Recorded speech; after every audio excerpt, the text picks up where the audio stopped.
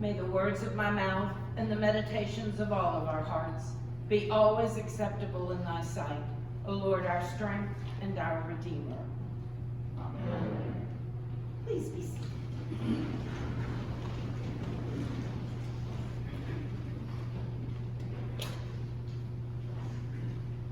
We are living in unsettled times.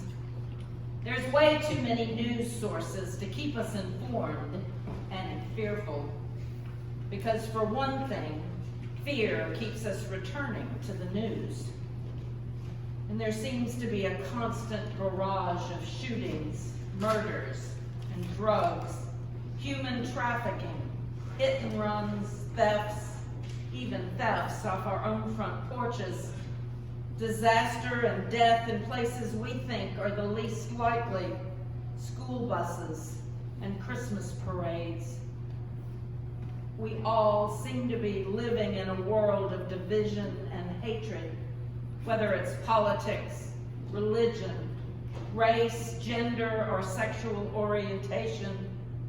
The greatest challenge we face today is not war or economic inequality, community unrest, prejudice, or division, but it is fear. Everything else is created and fed by fear. Fear causes us to define ourselves and those around us not by what we share, but by what makes us different. Either or become rather than both, and us and them rather than all of us as a community. Fear, in short, drives us inward, hardens our hearts, darkens our vision, and stunts our imagination. But we are not the first, and we are far from alone. Those in the time of the Jeremiah reading were facing defeat and exile by the Babylonians. The Thessalonians were facing persecution and martyrdom. And those in Luke's community had just had Jesus' death and had just witnessed the fall of the Second Temple. Their world seemed to be falling apart, as did the world of each of these communities. The end of the world as we know it always seems to be just around the corner. But one of the fabulous things about celebrating our liturgical year is that each year the world has not ended, and we have another chance to make life better.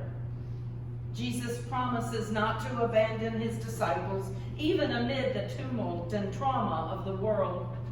And Jesus promises not to abandon us in the tumult and trauma of our world. Jesus promises that the end is not the worst thing that can happen, but it is a doorway into a new way of being. We prefer things to remain the same, like we've always known, but nothing alive ever remains the same. And in truth, we really don't want it to. Irma Zaleski has said, the Messiah comes to tear apart the web of illusion and ignorance that we seem compelled to weave about ourselves. This is not to be a quiet, non-disturbing event, but an event of power, an explosion of divine energy, a wake-up call.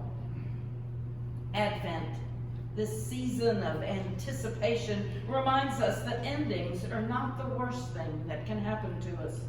They signal the opportunity for new beginnings. Advent calls us to come together to remember the hope that we've been promised, to live in the assurance that together we can make things better.